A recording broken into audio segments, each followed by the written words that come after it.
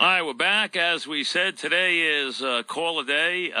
We decided we would put 12 up nominated by you fans and by you listeners, and we put them up over the weekend, and the top 4 would get to come in and kind of, chat about the 25 years, chat about their participation, chat about, how they do it. A lot of people always ask me, how do these callers get through all the time? How are they always on the air? How do they I can't ever get through. And I always said, you know what?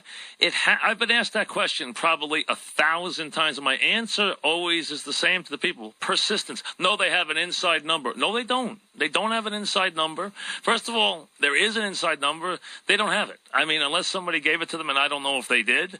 But you know what? I think first of all, they understand the formats. They kind of know when we're going to go to calls because they're a trained ear.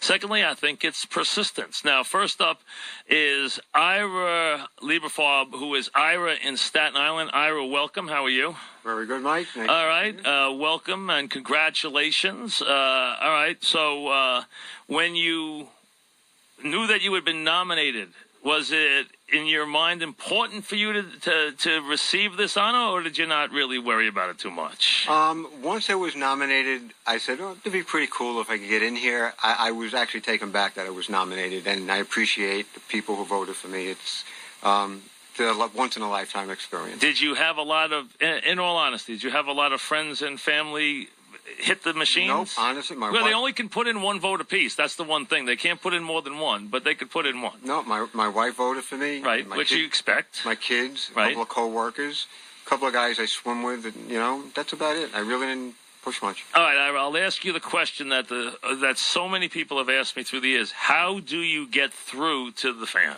You said it in your opening. Persistent, just continuously redial and redial and redial. So you sit there and listen, pick your spot, and away you go. That's right. Sometimes during a commercial break is a good time. Sometimes after an interview. But overall, sometimes it could take push your chair in just a little bit. I'm a little closer. Yeah, sometimes it could take 20, 25 minutes to get through. Can you sit there frustrated sometimes and not getting through for a long period of time? Does that happen? In the early stages, yeah, but now I think I'm just numb to it. You know how to do it? Yeah. Okay. Now, how many times in a day will it only be? Now, Ira is a jet caller. That's it. He is a specialist. And some fans are generalists.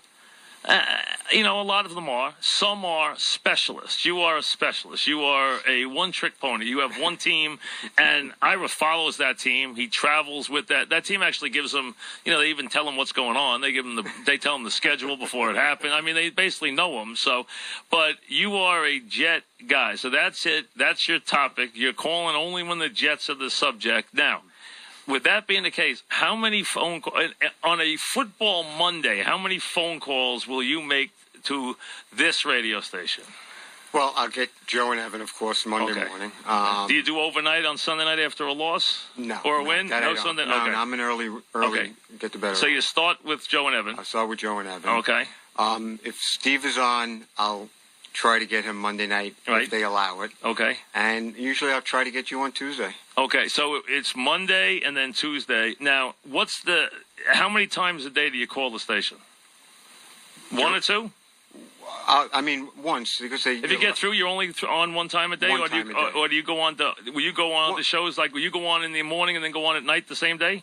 Once in a while on a weekend they'll allow it, but overall they try not to do that. Do you get recognized now? And now, before this, you had been a voice for the most part. I don't know if anyone had seen you on television. Now people are going to recognize you everywhere because you're on Yes too. So now, Ira Staten Island, have you become a little bit of a famous person around the Jets and the Jet fans? Do they recognize you? Do they know who you are now? Well, I'm pretty humble about it. I wouldn't say famous. You're at camp all the time, though. Yes. I mean, people know me. I mean, and I appreciate some people look at it a little differently than I do. I'm a humble guy, and I appreciate the opportunities I get. And I roll with the punches. When did this passion for the Jets begin? 1964, when my father took me to meet Matt Snell at A&S Department Store on Fulton Street. In West Hempstead? No, downtown Brooklyn. Oh, downtown Brooklyn. I think you meant the one in West Hempstead. Okay, so there used to be one there. So, okay, in downtown Brooklyn, you meet Matt Snell. Right. Your father was a big Jet fan. Yeah, yes and no. Really. I Okay. was more my deal. Okay, so now they right away became your team. Is that it? You had a fascination right from the beginning? Oh, right. Even before when they were the Titans, I was Right. still a little on the young side, but I'm 58, 60, I was 10 years old. When did you start going to games? My first game was in 66. It was a Saturday night game against the Chargers. My cousin took me to. Okay, and then when did you become a regular as an adult? My father would get tickets for like 3 to 4 games a year. Right. At like about 66, 67. And then we would go like that until about the late 70s. Then my father got season tickets about that time. And then the 80s were kind of rough. Some family things going on. So you didn't go to too many games? During the 80s, it was very Now, difficult. you can now go to all the games. Yes. You travel, you go to Jet Caning Camp how many days a week? Pretty much about half the camps. Do you go to Cortland? Yeah, I'll be up there for a week and a half. Okay, so you go to Cortland, you go to training camp now, and you go to every home and away game, correct? Yes. How many years have you done this now? This is going back to about... Training camp goes back to I was a kid. The full 16-game schedule since about 04. Okay, now how do you do? Are you retired? Are you No, independently wealthy? How do you get to go to all the Jet games? A lot of rewards points. Okay, but I mean, how do you? What about your schedule? Don't you have to work? I use my vacation time. You build it all around your schedule. Pretty much. Okay. Pretty much. Now, who do you take to the Jet games with you? Miami, California, San Diego type of trips, my wife will go. Okay. Otherwise, and if it's a city where there's not the same appeal, if it's Cincinnati, if it's some city, Jacksonville, or some cities doesn't want to go to, who goes? I'll go solo. Oh, you go solo. But prior to that, my cousin Jimmy, who lives out in San Francisco, he went, for a while with me. Not maybe to all of them, but we would meet up quite often. All right. Now, Ira in Staten Island is a longtime caller and is very much a Jet regular. Now, when did your relationship with WFAN start? 1993. 1993. Okay. Now, I listened to the station early Before that. on, Okay. right? And my first call ever, I was coming back from seeing a customer, and I heard... What business are you in? I work in an auto parts store. Okay. I've been doing that. I grew up in it. My father owned one. Okay. In Staten Island? In Brooklyn. Oh, in Brooklyn. Okay. And I've been doing that ever since. Okay. 40 years. And I was driving back from a customer. Right. And I heard you and Dog talking, and you mentioned that Boomer got traded to the Jets. And I said, I got to call Mike. And I went right up to where I work in the office. Luckily, I got through. You did get on. I got on, and I spoke to you about Boomer. And that was the beginning of I got hooked. That's it. I got hooked. Yeah. And now it's, what will the longest time be between calls? What's a drought? What's a long time? Now, you have seasons because you're a specialist, but during the football season, what would be a long time between calls? How many days? It seems like you're on every day, just about. I'd say 2 days. 2 days. I'd say 2 days, yeah. Do you now have it where if you don't get on, you don't feel like you have? Oh, I don't feel right. You don't feel good. 100%. You have to make your point after every game, right? Oh, absolutely. Or any big thing that happens with if something happens with the Jets, you're not comfortable until you have expressed that, right? 100% correct. Have you got any feedback at all from the team? No, I mean, I think we just have a nice relationship. You do? Yeah, nice relationship. They're okay to you? They're very nice. Okay, good. Okay, so that's good. Who's your all-time favorite Jet player? Well, I have to say Namath because I was a kid. Have you ever met Namath? Yes. Okay. Wonderful man. Very nice man. Very gracious man. Yes, he is. And I love him to death, but I'm going to... So do I. I'm a big I love Joe Namath. I actually do. I think Joe Namath is one in a million. I think he's unbelievable. But I'm going to put Curtis up there. Curtis is my number one guy now. A great guy. Curtis is, because the type of person he is, as wonderful you know, man, yes. He's a tremendous individual. And Curtis will be on his way into the Hall of Fame. Are you going to go to see him? Well, I'm kind of torn. I wanted to, but the Jets have a practice that day, so. And he will be presented by Bill Parcells, so as I don't think it's going to come as much as a surprise, but he will be presented by Bill Parcells, so that will be kind of a big day at Canton. Yes, it will, and he should have been going into the hall. Well, I mean, listen, they'll put Bill in eventually, so I don't think there's any question. But I know Bill will be presenting Curtis, so that will be kind of a big deal for Curtis and for Bill, and I'm sure for Jet fans. So what is your conflict? What's the conflict that day? Just training camp? Training camp, and I believe it's a chance that's the night of the green and white scrimmage. And I can't miss that. So where are you going? Are you going to be at the scrimmage, or are you going to be at Canton? I'll be at camp at Cortland, God willing. Oh, so no trip for Curtis to Canton? I got to see the Curtis practice. Not going to be happy about that. No, He's not going to be happy. But I'm going to be represented. When you go to the game, are you a guy who wears jerseys to the game? Very early. On special occasions, I wear a Namath throwback. A Namath jersey, right, okay. Right. I haven't worn jersey in years. I'll wear maybe a sweater, a sweatshirt, that type of stuff. When you go to camp, what's a camp, Rich? What do you do at camp? Like, what's your camp day? Do you stay for 2 days? When they did have them, you don't have them much anymore, and now they don't have them anymore. But I mean, when they had 2 days, did you stay for 2 days? I stayed the whole day. So what would you do? Go out and have lunch in between? Well, at Hofstra was great, right? Because my cousin was affiliated with the swimming pool, so I'm a swimmer, so I would get to do my workout. Right. So it was a great day. Watch morning practice, get my workout in the swimming, go out for lunch, and then catch a jet afternoon or evening. All right. So even though they're on the line at 10 to 9, then back at 2:30, you were there for both sessions. And so were a lot of other people too. Really? A lot of regulars. Yeah. Well, what's a decent? Is a normal crowd? What's a normal crowd you get if you're at? Now I have not been to practice at. Well, I've been to Florham Park, but I haven't been down. I've stayed, where I've done my show when I've been there. But what's a decent crowd at Florham Park? They get a good crowd there for a practice? I got news at the Thursday mini camp last week. I think they had about 1,500. Really? So. Yeah. And it's really the way it's situated. They really can't hold much. Hofstra was easier to put people in, and I think you were there for the Favre thing. Oh, I was, yeah. They were getting 5,000. Well, the Favre thing was crazy. That was crazy. I mean, there was so many media. I mean, he had to hold a press conference. I mean, I did a one-on-one with him that day, as you remember. But I mean, they had to do a press conference. There was like 100 media people there that day. It was crazy. And you know what? That's how it was. I know it's going to come up in the conversation for Tebow last week. Listen, I never saw so much media at a minicamp practice, and it was from all over the country. What in the history of the NFL? Who has ever had a backup quarterback fly on his private jet to a press conference when he arrives? Okay, this is uncharted territory. What's your thoughts on Tebow? Go ahead. We might as well get it out on the table. Go ahead. What is your thoughts? Go ahead. Well, yeah, I know you disagree with me. I think Sanchez, as long as he keeps his head above water and plays well, everything will go smoothly.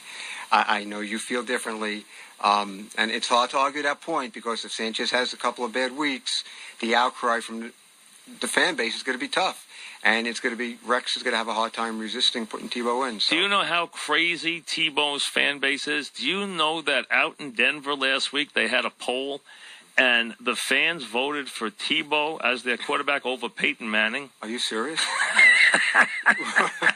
I mean, so what are we talking about here? The fans are crazy when it comes to Tebow. I was there last year for the Thursday night game, and when he scored and they won the game. I had to run out of that building. I thought they were going to tear the stadium down. It was unbelievable. I've never been at a football game like that. Were you at the 98 Denver game? Were you at that game? No, because at that particular time... That was a rough game. Yes, I thought it was a shoo-in for the Super Bowl, so I put a deposit down for the Super Bowl, and I couldn't afford to go to the AFC title game. Oh, that was a tough day. It didn't work out. That was a rough day. It was It was a windy, rough, nasty, tough day that day. All right, so now that here you are, and you've had a chance to express to the audience. Tell me a little bit about what you think about 25 years of FAN, or just talk a little bit about the radio. What's your thoughts about everything? What's your thoughts about FAN? What's your thoughts about what you think about your relationship with this whole station and everything? So just tell me what's on your mind. Well, honestly, and not because I'm sitting here, WFAN to me is like family. It really is, and it's got me through a lot of hard times. Oh, good. And I'm not sure how I would do without it. Well, that's good to hear. I mean, isn't it amazing how it's got like that community feeling where callers have, it's amazing the connection, right? I mean, because the callers have become, a lot of them, as you see, have a place with the fans. I mean, the fans have an interest in the callers, so that today they're learning stuff about you. Now, I don't want to get too much into what you do or personal lives, because they know that's private, and I don't try to delve that much into that. But tell the fans, other than your crazy love affair with the Jets, what are Ira's and Staten Island's other interests, hobbies, things? Go ahead. What else occupies Ira and Staten Island's time? All right. I'm an obsessed workout guy, so Okay. I do a lot of biking and swimming. So you do like triathlete stuff and stuff? No, not to that level because Okay. I have a bad knee. I have bone Okay. on bone. But, I do long distance swimming, Right. biking, some lightweight training. I love music. My wife and I will catch a show once in a while. Right. I'm not. What does she think about your passion for the Jets? She's probably the only woman in the world that would allow this. Does she care herself? Is she a fan? Have you made her a fan? She's become a huge fan. She has. Yes. Do you have kids? I have 4 boys. Are they any of them football fans? They're all football. They're all football fans. Yes. All right. So, and do they go to the games with you? The oldest one used to be a Jet season ticket holder. Right. And the middle one is a Giant fan. Oh, really? Yes. Where'd you go wrong, Ira? What happened? No. This is his second marriage. Okay. So he's a Giant fan. The next youngest is a Jet fan, Right. and my son is a Jet Well, fan. I mean, we have Met and Yankee fans in the same house, so I mean, you can have Jet and Giant fans in the same house. It's a possibility. And my middle son always makes sure he wears a Giant shirt to my house when he comes over. Now, when the Jets won the Super Bowl, you're old enough. How old are you? Yeah, and I'm 58. Okay, so you're old enough to. Was that a big day for you when they won? Were you already a big fan when they won the Super Bowl? Oh, absolutely. Okay, so you remember that day very well, sitting probably in your living room as I was, watching Matt Snell run left all afternoon, and saying, "Oh my God, they're going to win the game." I mean, is this unbelievable? They're going to beat this team. I didn't feel that way when Unitas came in again. Well, the United put a little scare into everybody. I started shaking in my boots. So did Namath. Yes, Namath didn't like seeing Johnny U in there either. So when he finally picked the second one, and after getting the touchdown, picked it off in the end zone, the Jets it was much more comfortable. breathed feeling. a sigh of relief. But you lived through that. What would another Super Bowl mean to Ira and Staten Island? Wow, it would mean a lot more because back then it wasn't what it is today, and I've been fortunate enough to get to see how the business runs and to get up close, and I know how much hard work it takes to get to a Super Bowl. Even the Patriots. I mean, look at what they've gone. I mean, they've been the best team in football the last 5-6 years, and just came up short. So I think to me it'd be really special now. What play? Do you hate the Pats? No, I don't. You're not the kind of guy who hates anyone. No, I can I tell. don't. So I don't. what's the one guy who really just annoys you in the NFL? Who's the one guy you just don't like? Active player? Yeah. Or even coach or guy. What's the one guy that really gets under your skin in the NFL? I would think it was maybe someone from the Patriots, but not really. I respect Belichick with the utmost respect, but he gets under my skin. He does. And it's strictly because he bailed on the Jets. Well, I could see. Yeah, that was a short stay. That's for sure. When you think about how he could have been your coach, absolutely, that is kind of tough. But you know what? What about Reeves? If he holds out, you're going to be annoyed, or you're going to be accepting? No, I understand it because I think I have a feel for how it works, and he's saying. I mean, nobody knows the truth. I don't see him playing for $6 million this year, and they understand the Jets' point that they front-loaded the contract. So like we spoke.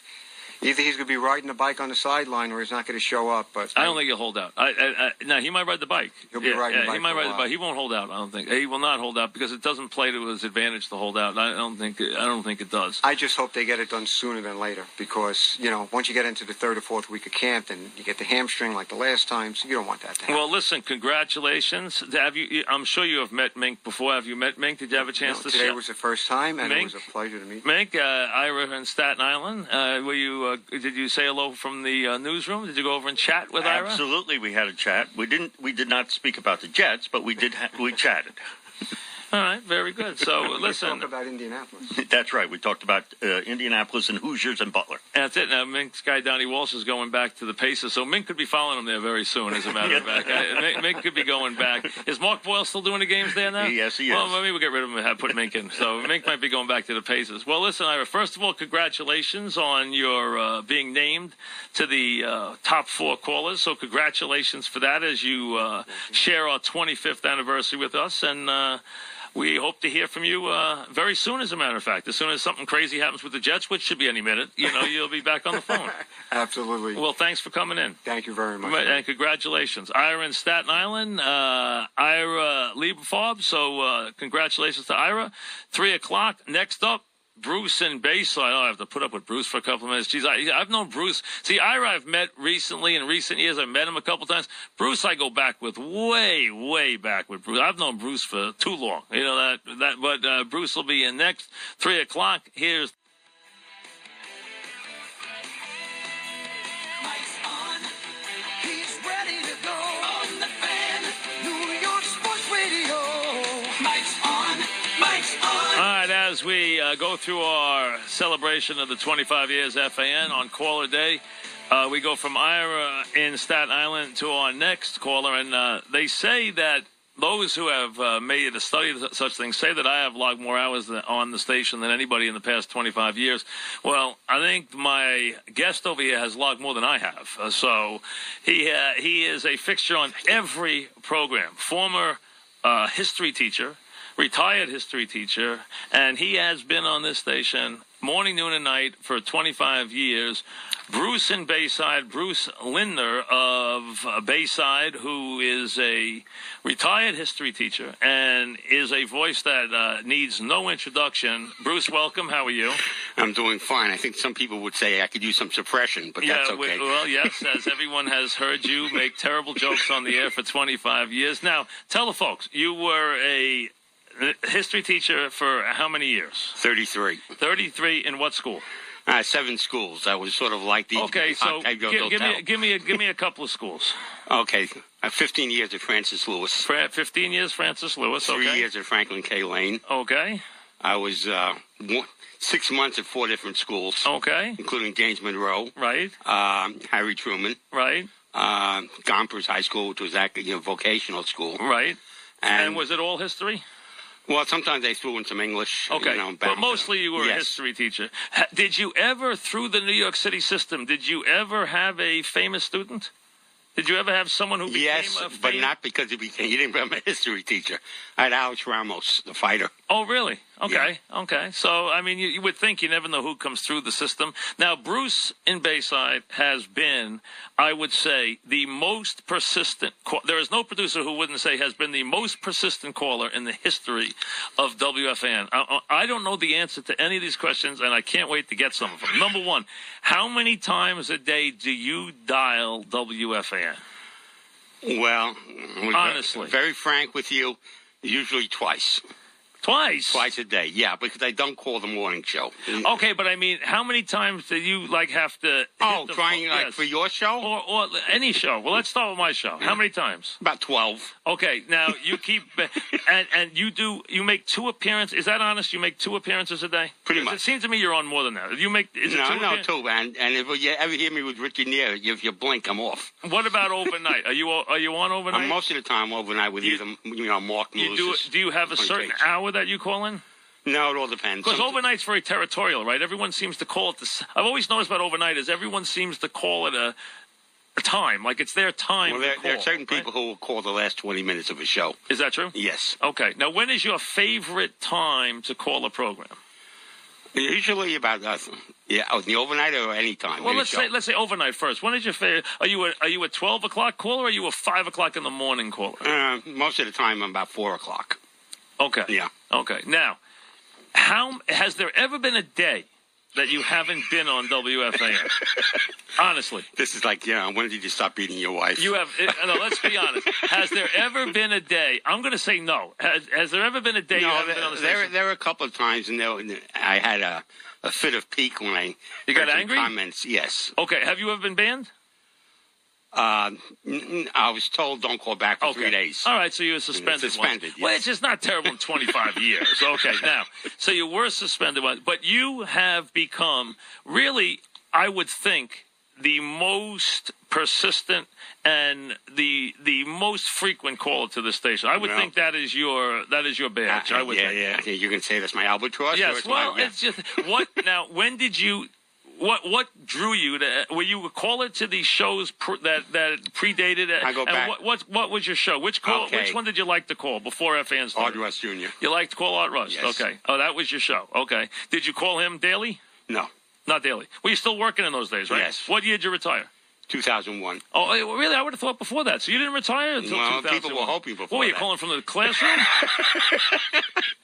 One time I did, in the teacher's workroom over there. You did, right? Now to get the operator to put through. Okay. Now, did you catch on to fan right away? Did you start calling FAN as soon as the first year? No. Again, you had to, I don't know. It was, it became more of a. Did you call Pete Franklin? I called him a couple of times. Did he yell at you? He was mad because I actually got one of his trivia questions. Oh, you did? Okay. The Casimir one. Did he give you the bell? No, but I remember when he gave Russo the biggest. And there's nothing about this station that Bruce doesn't know. I mean, it's impossible. There can't be anything that you don't know. Now, what is if I ask you your most memorable moment of the 25 years of FAN, what is it? What is your most memorable moment? Oh, boy, it's hard to Do you narrow. have one? I think when Chris went to San Francisco in '89 for the World Series. You like that? Yeah, and I called that and I said, you won't even win one game, and they probably won't even eat Eckersley. Yeah, he didn't. And the seats were to the right of Candy Maldonado, if you remember. And obviously that series took a long time to complete. And also, going back to that again, his 49-13 prediction, for 1991. Yes, for the Giants Super Bowl in Tampa, his 49-13, which is a classic, which is an all-time classic, which I relayed to Ron Earhart and Bill one morning, which got kind of a good reaction, which is true, which was so much fun, that whole 49-13 thing. So that's, I tell you, Bruce is the history. He could catalog the history of this station. What caller have you tried to compete with any caller? Is there a caller that you've tried to play point counterpoint with? Is there a yin to your yang? What caller? There may be one. It's Joe D from Brooklyn. Joe D from Brooklyn, who finished 5th in this competition. I've never seen Joe. See, I've met Bruce on numerous occasions. I've never met Joe D from Brooklyn. So I was wondering, I had met Ira, I've met Bruce, I've met Mike, I've actually met all 4 of our winners. I've never met Joe D from Brooklyn. So that is your yin to your yang, huh? Mike, if he would have beaten me out, I would have demanded a recount. Really? Yes. Was anybody else that parents were? Well, you actually finished 3rd, so you didn't. You had some. You had close. A little bit of a. It was close for 4th, but you were in 3rd, and Joe D was a close 5th. He was the bridesmaid, and we could. Have you ever met Joe D? No. Okay, you know what he looks like at all? No. No, although he describes himself as the next heavyweight champion of the world. Oh, he does? Yeah. Oh, okay. Well, But I don't want to get into, his, ancestry and all that, because he said I think his grandfather was a Zulu kid. Well, who was American bantamweight champion. He likes to tell stuff, but he's a colorful caller to say the least. Now, so you caught on right away to FAN, right? You started. So as soon as FAN went kind of local. Then you started to catch on. Right. Do you remember your first call? No. You don't? You don't remember your first call? I don't remember. It might have been to you and Ed. You think so? Yeah, probably. All right. So, that show. 20. So now, on a daily basis, how many hours? I've always wondered this about you. Do you leave FAN on in your house every day? I mean, is it on all day? Oh, God, I'm going to incriminate again. It's not on from 6 to 10. Okay? All right, that's okay. I mean, everyone has their choices. But go ahead. It is on after that. All day. Just about all day, and even when I'm sleeping. Now, what draws you to is it a remark, or do you say, all right, I'm going to go do what I have to do now, and I'm going to call today at 2, or is it the topic or a conversation that draws you? It's a topic. I feel like a counterpuncher. Okay, so that's it. You want to react to the topic. Right. Now you are a Cleveland Indian fan. What other kind of fan? Remind me now. Well, I was a Browns fan, but I don't know anymore. I know you're a big Cleveland Indian fan. Did you go see the Indians last night? No. No? How do you feel about the Indians this year? They're on their way to the July swoon. They are an anemic team. I can tell. Boy, I looked at that lineup last night. And said, 5 runs in 4 games. How do they have a winning team with this lineup? Well, we got Jason Kipnis and he's not bad. He's not bad. And Chu. But they're not hitting any home runs. Jeez. No, they don't. Yeah, I mean, and their pitching is not that good. I mean, their bullpen's pretty good. They got 2 good starters now, and it's Masterson. Masterson's been pitching very well lately. Yeah, and Jimenez has been okay, but even Lowe's cooled off, right? Oh, definitely. Yeah, he was 7-2. Now he's like 7-6, right? He's cooled off. We saw Tomlin last night. That was enough. Yes, enough. Yes, we saw very little of Tomlin last night, as a matter of fact. So, you've been a Cleveland Brown fan, Cleveland Indian fan forever, right? Yeah. What drew you to the Cleveland Indians? Well, this is wild, but my brother had a friend in the building in the Bronx. Right. And since everybody was Yankee fans there, he had to be different, my brother's friend. Right. So he sort of, mesmerized my brother into rooting for Cleveland because they were always second place. Right. With Lemon and Wynn, Sure. those teams. Except 54. And then, like a good brother, a little brother, I tagged along. And the Indians became your team. And they became my team. And, of course, I haven't won, a World Series since 48. So Who's your favorite Indian? Of all time? Yeah. Tito Francona. Tito Francona. Terry's father. Terry's father. I remember Tito Francona. I remember Tito Francona well. He was a good player. He was a good player. I thought you were going to say Al Rosen for some reason. Well, I remember Al Rosen. I don't know, Mike, you ever heard of this because it was the year you were born. In 54, the All-Star game was in Cleveland. Right. And Al Rosen had 2 home runs in the American League won 11-9. I think Mickey hit 1 too. And Al hit 2? He hit 2. He was the MVP of the All-Star game. Nice man, too, Al Rosen. He's a Yankee general manager, if people remember. Yankee president, general manager, so he was around the Yankees for years. Now, football, you were a Cleveland Brown. Did you move to any other team? No. Still is Cleveland Brown. It's hard. And Bruce has a love. It's almost his time of year, because I know this. Bruce shares a love for 2 things. Rutgers, football, and tennis. You love to go out to the side courts and go to the tennis, right? Yes, I do. You still do that? I've gone to the U.S. Open a number of times, but the tickets are so expensive. Right. So I like to go to the qualifying rounds. They're free. Right. But I have a funny story for you, Mike, on one of these qualifying rounds. Watched by maybe 4 people. And I was one of the 4. And there was this fellow from Chile, and he hits a ball, and the umpire rules it out. And he says, that ball wasn't that out. And he looks at me. He goes, what do you think? Says to you, what do you think? And I said, it was in all the way. The umpire said, get out. He told you to get out? Yeah. I mean, I didn't know, but this guy was, blowing his stack over there. I figured, well, calm down. So you show up at those matches on the side courts. I've never been to one of those side court matches. There's no one there, right? A couple of people. Is there stands? There are stands. Now, it used to be so wild. Before they renovated the place, they used to have 2 courts right next to each other, and a ball would come across the court in the middle of, in the middle of play? Yeah, and they stopped it, just like a ball on the field in baseball. Amazing. Yeah, I mean, here you got a rally with 17 shots, and all of a sudden the ball comes rolling along. That is crazy. That is Bruce. I know Bruce, and he loves his Rutgers football. How do you feel about a new coach at Rutgers now? I think he'll do as well as, and it's hard to say as Shiano, because Shiano had ups and downs, as we know. Yeah. It's enjoyable. I know we tease each other a lot. You killed me on this all the time. I like that fun with Rutgers. Especially when they play West Virginia. Especially for Continent, because Continent takes it so seriously. He gets so upset about the Rutgers stuff. He gets so mad at me that I always tease him about Rutgers. It's such an easy thing to tease. Let me hear. Did you ever say this, Mike? Not to put you on the spot. Yeah. Did you ever say that Ray Rice will never be another Darren McFadden? Did I ever say that? Yeah. No. Okay, fair enough. No, I never said that. No, okay. I never said anything about it. I don't remember saying anything about Ray Rice. I always liked Ray Rice. He's a good player. Yeah. I did make some comments about the program a few times. I understand the schedule.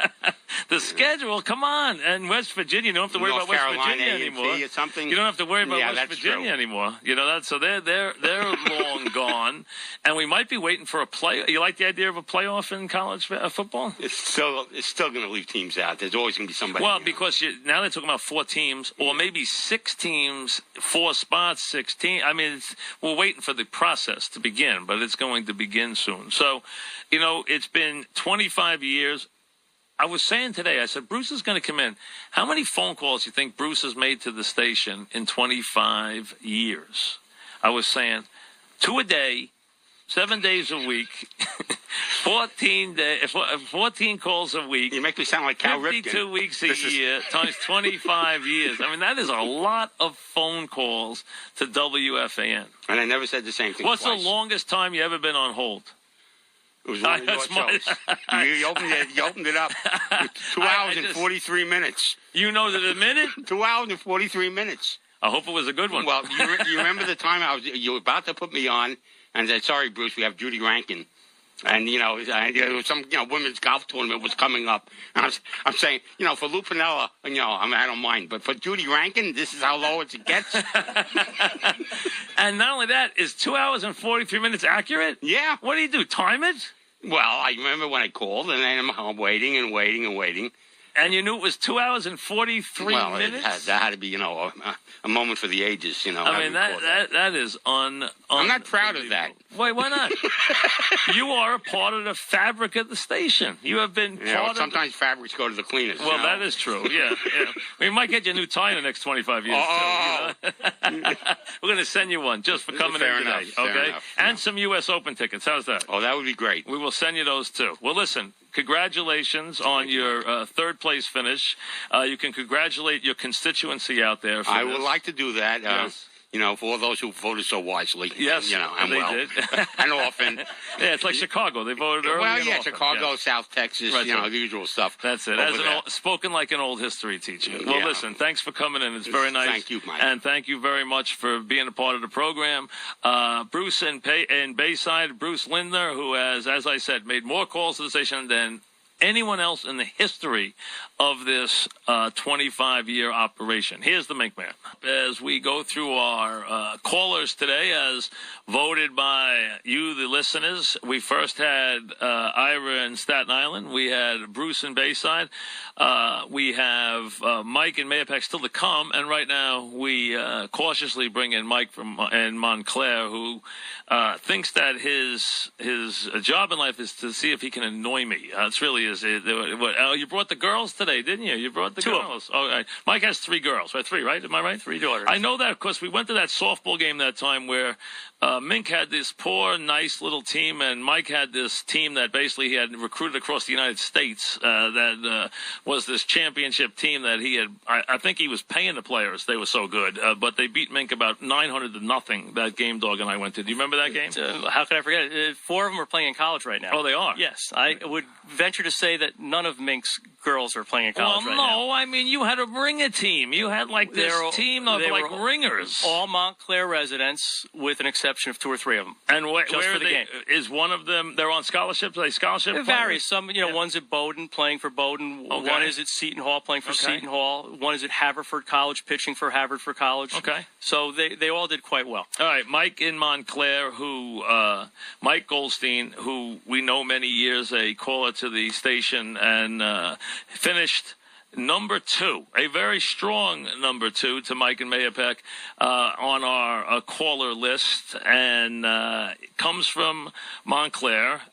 Recently is now out of business, right? You have now retired. Is that it? You are now retired. After 23 years, I'm looking for a second career, and I'm jockeying between WFAN and SNY. I'm heading over there. Oh, really? Next. Yes. Are you over there for an audition? The bidding hasn't begun yet, but I'm hoping after today's appearance it might. Well, aren't you independently wealthy where it doesn't matter? I'm not independently wealthy. I have 3 daughters to put through college. They are they any in college yet? One just graduated, but she's thinking of going to law school. The second one school she graduated? She graduated from Tulane. Tulane. Oh, wow. And Tulane has a very good law school. She doesn't want to do that southern type of law. She wants to come up to the big city and. So where is she going to go to law school? She hasn't decided yet. Okay. She hasn't decided yet. The second daughter... St. John's has a very good law school now. That could be, NYU, St. John's could be an option. NYU has a very good one, too. My second daughter is a sophomore in college at Oberlin College in Ohio. Okay. So, another very good school. Yes, so that's a very good school, as a matter of fact, Oberlin in Ohio. Absolutely. And my youngest is still in high school. Is still in high school? Yes. Okay, and what grade? Sophomore? She's going to be a rising senior. A rising senior. Yes. So where is she visiting this year? She hasn't visited. We'll be happy if we just get her out of the house. Okay, so all 3 girls. Wow, that's pretty impressive. So you could have a couple of kids, one in law school and a couple of kids in college. Yeah, so I need to make some money. Absolutely, I could see that. All right, now who did you bring with you today? I have my wife Lori sitting out there. Lori, how are you? Nice to see you. My oldest daughter Freddie. Freddie, okay. And that is her real name, Freddie. No, it's not. What's her real name? Freddie. No, Freddi. She's named after my deceased father. Okay, Freddie. Okay, and what are your other daughters' names? Emma, and Carly. Emma and Carly. Yeah. Okay. Now, when did you? Now, I should know. I probably don't know this because your calls have usually been directed at Dog and myself for most of the years. Now, when did you get involved with FAN? What year would you say that you became a FAN regular? 1990, because I remember I got tired of listening to people beat down on Ron Earhart. And I know you were a big defender of Earhart and his offense. Yes, and I which is still in the league today, yes. So I felt compelled to be one of the few to call and defend his philosophy, which ultimately worked and helped them win the Super Bowl. So that was my first foray.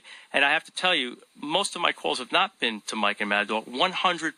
100%. Okay, so you have been a very much, and I've heard you at times with Dog on Saturday when I might be in the car. So, yes, you did call Dog sometimes on Saturday. Well, if he was working alone, yes. That's what I mean, yes. Yeah. So, yes, and obviously you have been a very loyal caller to this program. And again, you are my wife's favorite callers because she says that you try to get under my skin, so she likes that.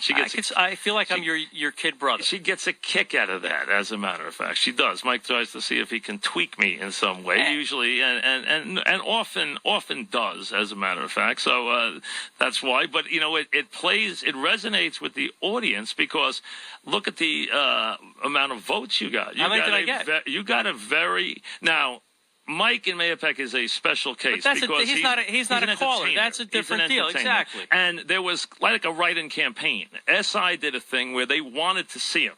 So they actually blogged that they told people to vote for him. So he got an outrageous number of votes. But other than that, you were a very strong second. You were an easy winner over the rest of the field. So you got a very, very strong performance. And there is an old history here of not caller competition, but there's this whole kind of group. Joe Benigno, Dennis in Yonkers, yourself, Alan in White Plains, all wanted to get into business, all have flirted with the business. Joe got in. You've been involved. You've done shows. I've been on shows that you have hosted. You were nice enough to come on with us. And so you have been, I know that. You have always flirted with this business, as has Dennis, as has Al. So it is something you still would like to do, right? 100%. Absolutely.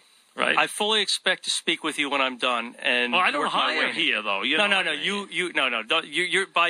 When you say I don't hire here, that's like someone believing Joe Paterno at Penn State couldn't get things done at Penn State. Well, he could. So you can get things done. No, Mike, you can get things done. That's not true. I really, I just maintain. Look at Julio out there laughing. Quiet, Julio. I maintain a very low profile. I just take care of this one program. That's it. Otherwise, I don't really get involved very much.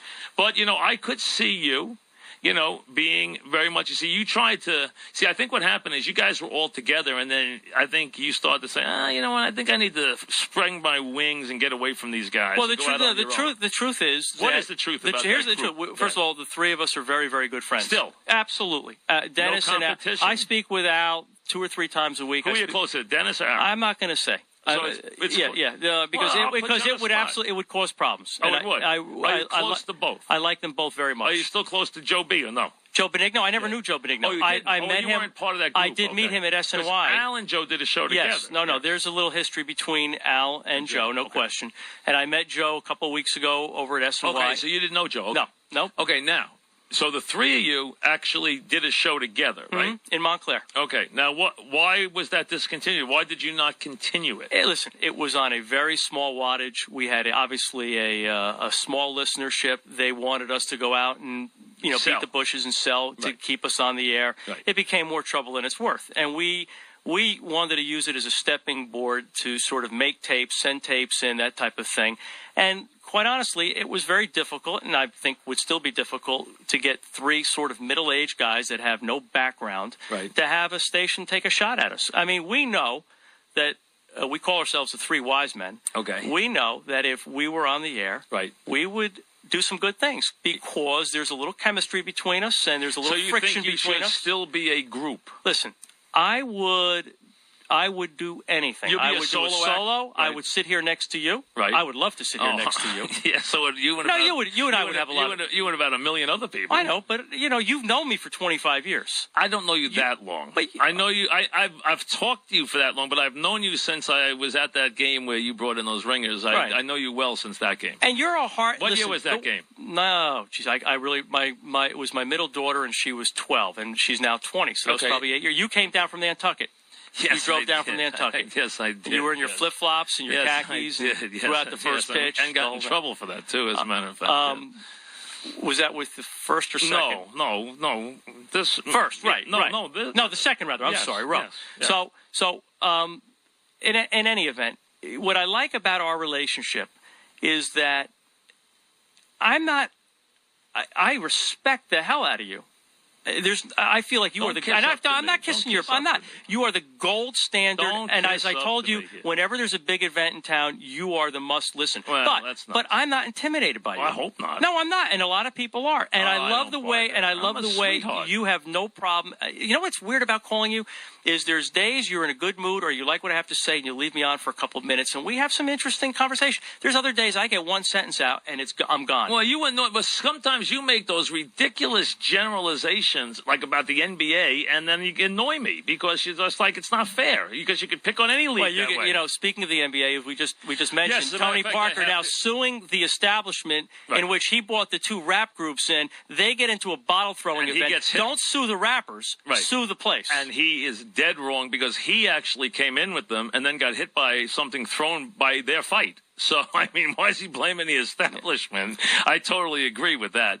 And Amari Stoudemire has been fined $50,000. And who has sat here and told you that Twitter will cause more problems for media members and players than Francesa. Anything ever invented? And how many have we seen in like the last 3 weeks of guys who have either gotten in fights with guys on Twitter or now got $50,000 fines because he got mad at somebody and tweeted an offensive slur. I gather it was a gay slur. I didn't read it, but I gather it's a gay slur at a fan, and now the NBA has fined Amari Stoudemire $50,000 for using his Twitter and insulting some fan. So there's Amari. Amari's had a heck of a season, a heck of an off season. From the moment he put his hand through the glass, he has had a heck of a season. He really has. I know you like that. How do you want me to respond to that? But it's like throwing chum at George. No, I am no longer. You love gobbling up this NBA stuff. Listen, here's my problem with the NBA. There's no competitive value to their regular season games. I bought my wife and 3 kids to a Memphis Grizzly game many years ago. Right. We spent $100 a ticket. We spent $50 to park. We spent a couple $100 on dinner. Who knows what my kids did during the game in terms of buying souvenirs. It was a $1,000 night, and the game was a snore fest in January. It meant nothing. And I said, next time I'm spending $1,000, I'm bringing them to a Broadway play, and I've lived up to my word. I've never gone back. I can understand that. I want competitive value to the games. Well, I mean, the problem is both the NHL and the NBA are postseason sports. That's all there is to it. Baseball, less so. But again, you can get, listen, if you went and bought money to see the Cubs play the Mets last night, you got ripped off. I mean, that game was an absolute joke. But that happens. But at least in baseball, there are 8 teams that make the postseason, and there's, opposed to 16. And I don't consider this additional, my own feeling is, I don't consider this additional MLB team that they're letting in expanding the playoffs. I think they've made it what 1978 was. I think it's a play-in game. If you're a Yankee fan, do you want the Yankees in that one game? No, you do not. Okay. You do not want to be near it, which is why it's a good thing. That's a good thing. The bad thing is having interleague every day next year, which is an atrocity, which we'll get to next year. And what Mike's also known for, other than tweaking me, is the fact that he is the single most fervent George Steinbrenner loyalist who's ever. You should have met George Steinbrenner in your life before he left the earth. Because, I spoke to him on the phone. Oh, you did? Yes, I did. Because George, you are the biggest George lover who can do no wrong. And George, I can tell you, I won't give the whole list. George finished 3rd on the personality list for the top 25 years, which is impressive for an owner to finish 3rd. I mean, a non-player, because a player is always going to win, but he finished 3rd to show you the impact that he had over the 25 years of FAN. He finished 3rd in the fan vote, which is impressive when you think about it. All you have to know is I was born July 31st, 1958. Right. So when do you think I actually saw the Yankees get good? You saw them get good in 76. I loved 72. That was 72, they weren't good, but they were competitive. They tried hard, and they gave me some thrills. But George Steinbrenner was the savior. He was my savior because I was tired of going to Yankee Stadium. First of all, my father used to take me to every final home game at Yankee Stadium for exactly the reason you said on the air the other day. There was 1,000 people in the stadium. No one there. So foul balls galore. Oh yeah, I used to go. I actually went one time with my deceased brother. And we actually collected. We were the only ones in the lower deck, and the Yankees were playing the Milwaukee Brewers, and they actually it was a night. The Yankees had already been eliminated, and there was no one in the lower deck. And Thurman Munson was batting left-handed in batting practice and hitting ball after ball to the lower deck. And we were trying to find bags to put the balls in because we were the only ones in the whole lower deck collecting the baseballs. So we got so many baseballs that day. We had them for like a year. And they let us take them. They let us keep them. We got it. We were putting baseballs in everything we could find. There was nobody else there. My dad told me he'd gone to games his whole life, had never come close to catching a foul ball. I said, I'm going to go catch a foul ball tonight. We used to sit right behind Eddie Layton along the first baseline, right behind him. And the Yankees were playing a right-handed pitch. They had a lot of lefties up, so I went over to the mezzanine and the third base side. I was there 5 minutes. Greg Nettles fouled off a ball. I caught it. Right away? Yeah, within 5 minutes. So... was your father a big baseball fan? Oh, huge Yankee fan. Huge Giant fan. So was he a Mantle guy? I honestly don't remember. Okay. I'm sure he was, but I honestly don't. He was just a passionate Yankee fan. Growing up, who was your Mike and Montclair's favorite Yankee other than George Steinbrenner was? Probably Bobby Mercer. Okay. Bobby Mercer was probably my favorite. And now your favorite one is? I don't really have a favorite. I've always been. The players have become so transient. I root for the pinstripes. I root for the laundry. Well, you got some guys who have been here a long time. Yeah, but listen, I'm 53, so I'm not that emotionally connected to a player anymore. I'm emotionally connected to the team. Right. But there's no player that I sit there and I'd like to know who takes more happy pills, Robinson Cano or Swisher. No, Swisher by far. Because I've seen Cano Moody. Swisher has never. I asked Girardi that this morning. I said, "Have you ever seen Swisher in a bad?" I asked him at the breakfast. I said, "You ever seen Swisher in a bad mood?" He said, "No." He said, I've never seen him in a bad mood. The guy jumps up and down. He's always happy. He's like that. If you see him 3 hours before the game on the bench, he's like that. He's like that all the time. I think he's found new happiness. I think he's probably pinches himself that he's a Yankee. I think he likes being a Yankee as much as you like being here right now. He likes being a Yankee. I do like being here. I can tell. And I tell you can almost see his eyes like bright. I mean, you could just see Mike is like. I feel natural. I feel natural, and this. Well, I'm going to take a break, and then I'm going to come back. You're letting me stay? I'm going to throw topics at you, and let's see how you do. You ready? All right, back after this. Hi, it's Give Mike and Montclair a couple of quizzes. All right, Yankees. What's going to be the Yankee season? Look ahead, crystal ball. What's going to happen to the Yankees this year? Well, it's two things. It's starting pitching in the playoffs and a couple of key, 2-out knocks. And I don't mean home runs. A couple of singles or doubles. But I'm not anti. Since when did hitting home runs become a bad thing? Was it bad when? But they can't build a run right now. It's gotten crazy. They never get a 2-out single. The discussion on the changing of their lineup, it's arduous. It's laborious to listen to. It's ridiculous. You can't manufacture hits by changing the lineup. I agree. That's ridiculous. All right, Mets. What's going to happen to the Mets season? I think the Mets are who they are right now. I think the Mets are going to hang between 5 and 8 games. I think they're going to, it's going to be like a roller coaster. But I think by the end of the year, they're going to have 83 or 84 wins, which would be a big win for them. That would be a very. Who's the biggest threat going to be in the AL East? Tampa, or is it going to be somebody else? No, it's Tampa. It's Tampa. It's their pitching, and I still think Texas is the team to beat in the American League. And I think that's who the Yankees will square up against in the to get to the World Series. What happens to the Giants this season? Listen. The Giants, as long as they don't fall back to 8-8, which has been their, after they win, they have a big season, they sort of take a step back. I would be very pleased if the Giants finish 10-6 and win a round, or even if they lost a close first round game. To repeat in the NFL is just near impossible. So what's your NFL team? What's your hot NFL? If you had a gun to your head, what NFL team is going to win a Super Bowl next year?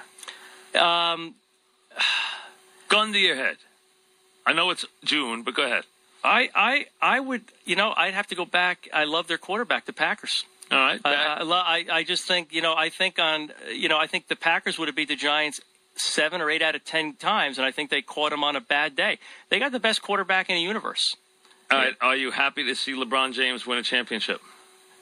I actually, when I listen to LeBron, he's not an unlikable guy. I have no problems with LeBron James, and I don't know why listen, I understand he went about it wrong, but he did give Cleveland 7 or 8 years. Why He is handled it terribly. he did? But why is it his destiny that he has to stay with Cleveland? Just the way he did it was terribly, and holding a TV show, and then last year telling people go back to your sorry lives. I mean, he handled. Listen, he apologized already this year. To me, he's got a clean slate. He apologized. He said I made a lot of mistakes last year. Said a lot of things I shouldn't have said. He apologized for last year. I think LeBron James is more likable than some of the Knicks. I don't find him an unlikable guy. What about Carmelo Anthony? I like his wife. You like his wife? Yeah. Oh, you don't like him? Lala's good looking. You don't like him? He's okay. I mean, I don't have a real opinion of Carmelo Anthony. What about the Knicks themselves? You like the Knicks? I hope the Knicks crash and burn. Why? Because I don't like their owner. I'm not a fan of the owner Dolan, and I don't like I just don't like. I'm not an NBA fan, and I'm less of a Knicks fan. So I love when the Knicks lose. If you're asking me honestly, if you could have dinner in Montclair with one sports personality who's alive, who would it be? Mike Francesa. No, other than me. You're only picking me because I'll pick up the check. Who's the other one? Muhammad Ali. He's my all-time favorite athlete. Muhammad Ali. He's my all-time. And I actually met Muhammad Ali.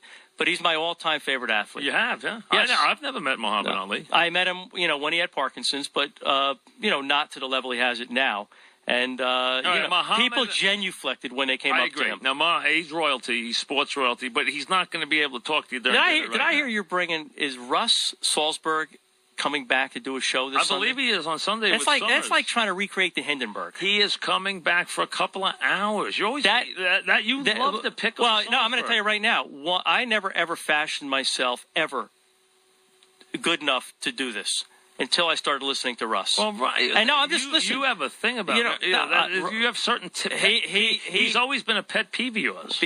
Did you ever listen to a show? Well, and this is not a knock against Steve Summers, because I have no problem with Steve Summers. I think Steve Summers has his shtick. He does his thing. It's not for me, but I get it. Right. But Russ was just, I cannot believe he was here as long as he was here. So you're bringing the Hindenburg back. I had nothing to do with making. I mean, you're bringing. I have nothing to do with it. I work here. I didn't make Sunday schedule. There's a Sunday that. Why don't you have the three wise men in for? Who's the three wise men? Dennis, Al, and myself. If you're having Russ back, you could have the three of us in for an hour. But listen, we couldn't get past that name for you three. Wise men? How about the Three Stooges? If that gets us in the door, that's okay with me, Mike. Well, the Sunday is for nostalgia. They are going with shows that I gather. I haven't looked at memorized the schedule, but there is a lot of 1-hour shows like Coal Man and Soul Man. Remember it well. And Russ and Steve Summers, and although you might need a referee for that one, and a couple of the others that have been here through the years of, some of the past shows will also be featured on Sunday. So they each get like a block, and there's going to be a lot of different ones. You'll be glued to it, I know. No? If it's not raining, I won't be glued to it. Well, all right. Well, maybe, you never know. So this is your thing. You're going to now, you want to throw your hat in the ring. You know what you should do? You should go audition. You have to go audition. I want to see you become a finalist on that show of mine down in August. I tried last year. Well, I expect you to go this year. I think they asked me to go to Roosevelt Field that Saturday morning and make an appearance. I'm going to go there. You have to go there and appear that Saturday morning. That's your way to get through the thing. Well, I got through the first round last year. And they were allowing groups. You can either go as a single or a double. Would they let us go as a threesome? Yes. They would. They will let you go as a threesome. And the three wise men should definitely go together. I think they absolutely should go together. If we get through as a threesome, would we compete as a threesome, or then do they break you up? As a threesome. You do. You compete as an entity. Interesting. That's it. Now you can win it as an entity. I actually thought when I made it through the first round last year, and when I got to the final, I had 10 contestants to get to Bar A. I actually thought I did a pretty good job, but I got to be honest, I don't think Cherney or Spitz were enamored with me. Say goodbye. I have to talk to Robin Ventura now. Good Mike, job. It's been a pleasure. Congratulations. Congratulations on 25. Thank you. Show yourself out. Mike in Montclair, who is going to try and come back with the three wise men. I can't wait for that at Roosevelt here. And we are back here in the studio. And let me just prepare you, because I have no idea who's going to be in the studio with me. It could be absolutely anybody at any minute with our next guest, caller, guest, performer, whatever I'm going to be in the studio with about 15 people in about 2 minutes. But first, a little blast from the past. Go ahead. Mike and the Mad Dog, Sports Radio.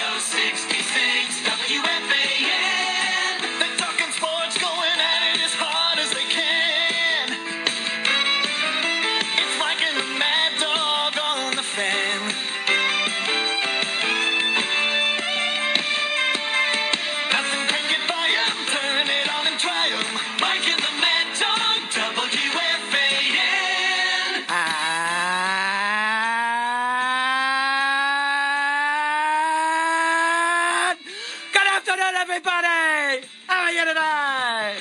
The Viking the Band Dog program, hour 5 of the two-way talk sports radio program. Boy, it's been a while since I've done that, Mikey. Here in New York, been wall-to-wall baseball. And, Mikey... I can close my eyes. It sounds like him. How are you, Michael? I'm fine, Dog. How are you today? Dude, where is the Wimbledon, though? I don't see any Wimbledon out here. No Wimbledon. Where you been for 5 years? Where's the TV? Well, the TV's right there. There it is. I don't see any of the action out there. How are you? I'm doing great, The Mikey. Giants are doing well. Giants are fabulous. Hey, Aja Pagan and how about Melky Cabrera? The milkman, isn't that amazing? Oh, yes, the milkman. Can you believe what he's doing in San Francisco? Unbelievable. Let's talk to everybody about Melky. How about Melky? Remember Melky in the old days back here in Pinstripes? Oh, I do.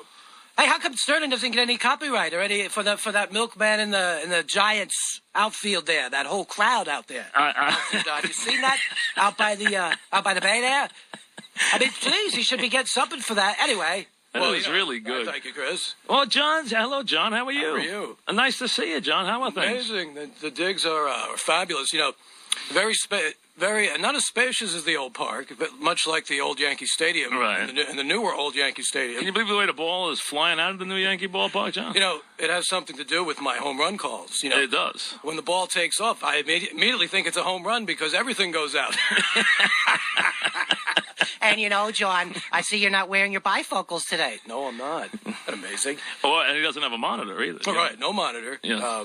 That Joseph Della Russo surgery will be coming up in the near future. But by the way, Gallagher's, where they come for the steak. They come for the steak. You have it down. How about a song? Oh, sure. How about just give me a little something? Go ahead. You got to catch his mate. Yeah, give me a song. Give me a song. Let me hear from everybody in a song. Come here, Susan. Okay, John.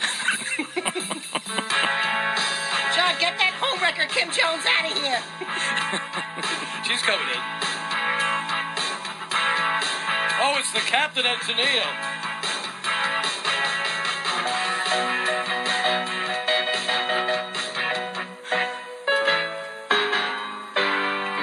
Love, John, love will keep us together. Think of me, John, whenever. Oh, it's back. You got it back there? Oh, we do. Oh, good, John. Good. See, it's used to being out by the pool. It is. Oh, it went again. Oh, John. Anyway. Hopefully this is poorly produced. Oh, a technical problem. Terrible job. Where is Scazzeri to get in here and fix this? We've got Bonzo here, who's out in the newsroom. We also have Martel. It's almost exact. I mean, it's scary. It really is. Do you need as they say, a station break? Or are we set? We back. Oh, we're back. Here we go. John. Someday my looks will be gone. I will, John, I will. Yeah. Right now, my brother, my mother, my brothers, and my mom at home are probably saying, would you get the keyboard fixed? Yeah, they are dying right now. Here you are, your big shot, and away we go. And you can't get is it ready now? Oh, it's ready. Here we go. What are some of your favorite John Sterling, Susan Walton karaoke's? Oh, I mean, listen, I can't get past the Captain and Tennille ever, but just take it away. It's all you. Go ahead. My Corona. Karaoke's amazing, John. My. Wow. My Corona. Oh, you make my motor run. My motor run. When you gonna give me some time, Corona? Anyway, see, it's amazing. Yeah, it is, John. When you look at the fans calling in about hitting with runners on base. Right. I wanted to see what is his on-base percentage? Oh, that was you, Mikey, yesterday. Yeah, it was. That's so funny, Mike. Now you're doing me, too. Jeez, it's unbelievable. What time is it? What is his on-base percentage? Yeah, that's it. You got it pretty good. I thought you were going to blow a gasket yesterday. Yeah, I came close, as a matter of fact. I did early in the program. Yeah. Dog, it's good to talk to you, though, Dog. I haven't seen much of you lately. Where you been? Doing good and serious. I've got a couple calls an hour now. Thanks for being out with you. I got Scotty Farrell with me in the next studio. You hey, too. What's up, Mikey? How come I don't get any play here at 25th anniversary? I don't get any. How come nobody gives me any congratulations? I was here for 2 years back in the late 90s doing a sports radio program, getting major ratings, doing a syndicated show across the country. They don't even talk to me there. I'm a pariah. That's pretty good, Scotty. I understand what you're... Dog. I don't want that. What, just dog? Why don't you go hang out with Sid Rosenberg? Mikey, has Sid been back here? No, he has not. Is Sid here? Hey, how you doing, Mike? What's going on, baby? This is spectacular. They finally got me out of the newsroom, and now I'm here. Yeah, well, nice to see you, Sid. How are things? I can't get it. No, I don't smoke it no more. I'm tired of waking up on the floor. That was my song. Oh, thanks. It's good to be back here. You know, I've got the coloring book series going, you know, at Sourshoes.biz. Right. I got everything going, and I hope you didn't drive back. That's a terrific point. She loves a man who's into leather, English leather, and the Yankees want to remind you to do clothes, not drugs. Should we take a call? Yes. No, this is the original phone from home. It is, really? The upstairs. Oh, that's extension. wonderful. I'm glad to hear that. I wanted to bring it in. Oh, my God.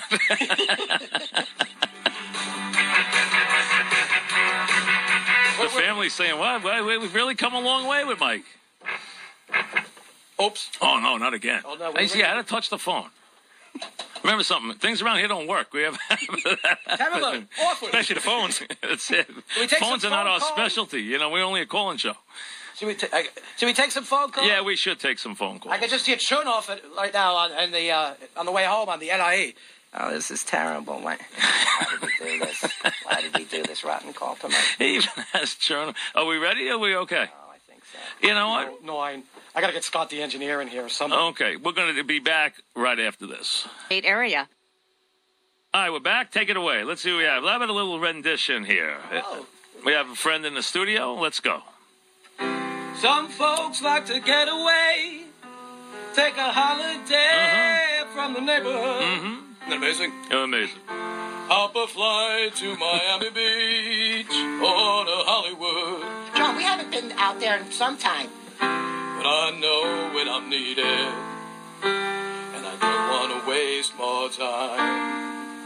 My brother does a killer version of this. I'm in a New York state of mind. That was a gamble, hitting that high octave, because this could go out any second. Oscar Gamble? Who was great, by the way, Michael. Oscar Gamble was very endearing along with Jesse Barfield, and he paved the way for women reporters like me. Oh, hi, it's Kim Jones. Hi, Mike. How are you? I'm fine, Kim. How are Great. you? Doing good. Oh, gee. I should have used Nexus. You are out of your mind. This reminds me of the days with the marquee. It does, fancy wig. it Where'd does you as a matter of fact. Where did Menko drag this up in the back closet? Oh, God. I might have to keep me here permanently. No, actually, things are going well at the NFL channel. Oh, Things are good. doing I'm glad to good. hear it. Do you miss Yes? I do. I miss Michael, of course, and Kitty. Right. and the 8 other announcers that kind of move their way into the rotation. Right, the rotation. I mean, how do you know who's announcing a game? Every week the announcers change on a Yes network. I don't understand this. I'm waiting to see Butch Weiniger in there. Or Dave LaPointe actually is managing the Boulders. Yes, he is. Isn't that amazing? It is amazing. Dave LaPointe is managing. I got my blazer. The Boulders. Who, by the way, oh, they're doing great, the Boulders in Rockland County. And how about those Red Bulls? Oh, absolutely. The Red Bulls are doing wonderfully. You actually an ascot? Do you have an ascot? I thought it was here somewhere. I thought so too. S is for Sterling. It is. Sourshoes, a super Sterling. Absolutely. And he loves every minute of this. Why wouldn't he? I mean, this is the highest form of flattery. Well, close. Remax. Nobody sells better than Remax. With over 30 locations in the tri-state area. Nobody. Remax. Putnam County Savings Bank, a strong financial resource for all your banking needs. Meanwhile, I think the audience is falling asleep like Imus. It is 16 minutes past the hour. Quack, quack. And who's this? Sid? Sid back on the phone. Hey, how you doing, man? I'm here with Mikey and Doggy. We're here in the studio. How are you? Shut up. Let me hear some Waylon Jennings. No, let me hear some Willie Nelson. I don't care. Just get something up for me. This is terrible. Is that Courageous Cat? I can't tell the difference, man. You were half asleep or you're half in a bag. Anyway, I think it's great. The Sid is great. This contest has been... I have to thank the fans, though. Thank the fans, because you were a runaway winner. You were just a phenom. You won by such a wide margin. You have a legion of fans out there. Legion. Were they bullet voting? I'm not sure, but you know what? Any way you got it done, you got it done. Wow, it reminds me. You must have either a large family or quite a following. Funny you say that. The Conlon family, who's got a plethora of people all across the country, and the Gabriels, and the Del Campo family, which I'm from. The Del Campo Uncle family, Chris. which is Mike and Mahopac's last name, wherever he might be, is Del Campo. So for those out there who weren't aware, that Mike and Mahopac's name is Mike Del Campo. Wherever he went, where did Mike go? I'm right here. Oh, good. Yeah. How are you? Oh, I'm fine. Yeah, we had Aunt Jeannie, Uncle Tony, Uncle Kevin, Aunt Marianne, Uncle Chris, Aunt Bernadette, Uncle Mitch, Aunt Eileen, my brothers and sisters. Do you have a song that would mean a lot to the Del Campo family? Yeah. Let's hear it. Actually, one I wrote for September 11th. Let's hear it.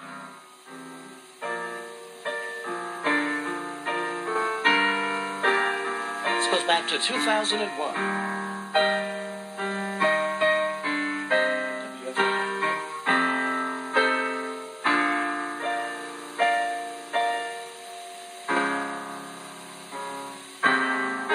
Bright and early Tuesday morning, the sky as blue as ever. The sun looked to promise much more.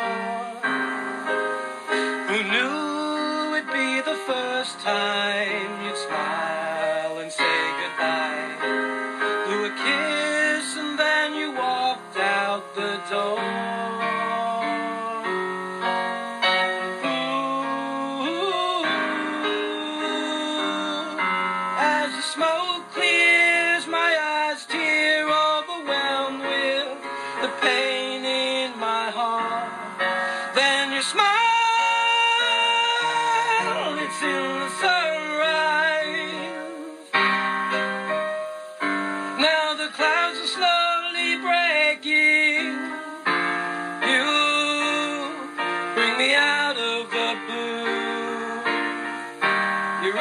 Soul, giving me harmony. Feel your love and the memory all escaped in my mind. And there, I'll radiate your spirituality. And they let me perform that at St. John's Church. Very nice, Mike. And I tell you, heck of a job today. You know that? Thanks You were great. You were better than anyone could have ever even asked for. All your fans out there are thrilled right now. Thanks. Tremendous performance. Can we close with a medley? Hit it. Okay. Let's go. Mike Del Campo, Mike and Mahopac, go ahead.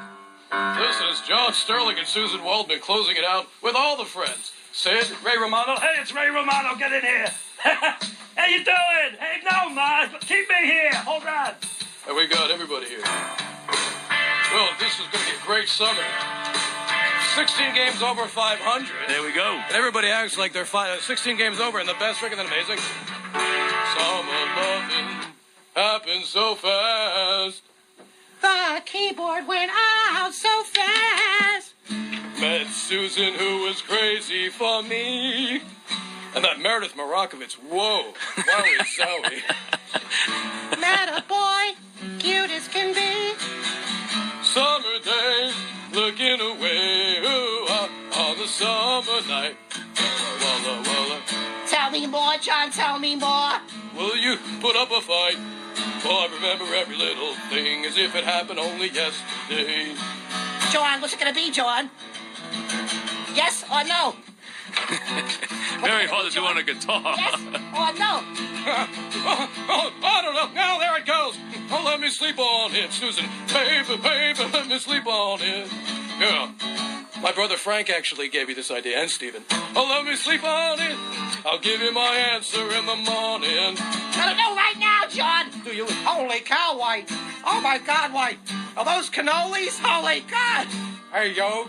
It's the one you need to have, because if you don't have it, you need it. Oh, let me sleep on it. I'll give you my answer in the morning. Islands in the stream. That is what we are. John, no one in between. How can we be wrong? Sail away with me. Whoa. to another world. Whoa. And we rely on each other. Hi, I'm Howie Rose, and that reminds me of WHN when I was doing Mets Extra, of course, and Joni Chin actually saw me flip out in the WHN. Wow, how about that? As the Mets, Bruce Perenni served up a gopher ball to Bob Horner of the Braves. Whoa, I remember that. He's been listening that long. That's unbelievable. And what is WHN? Was that country music? It was Iron Man. There comes Iron Man back in the cast. I like that. Let me hear. Oh, this is pretty good. No, hey, let me get over here. Get out of here. Oh, where's the hook? I don't know where it is. But Mikey, this is great, Mike. I love this studio. It's like the new Yankee Stadium. I think you said that already, dog. I think you're I don't know what he's doing here. He wishes Wimbledon was breaking out. But anyway, we need to take a station break. Let's pause 10 seconds. Great job. And next time we have you back, your equipment will work. We promise. You know what? We're going to have to upgrade that equipment. Or maybe it's our fault. I don't know. We're just cursed. But a great job by Mike. Can I say goodbye to Joe? Say goodbye to everybody. Bye, Joseph. Say goodbye to everybody. Honey boy. There you go. My D. Who knows who he's talking to, folks? I have no idea. He's talking to everybody. Goodbye to Mike and Mahopac. Back after this.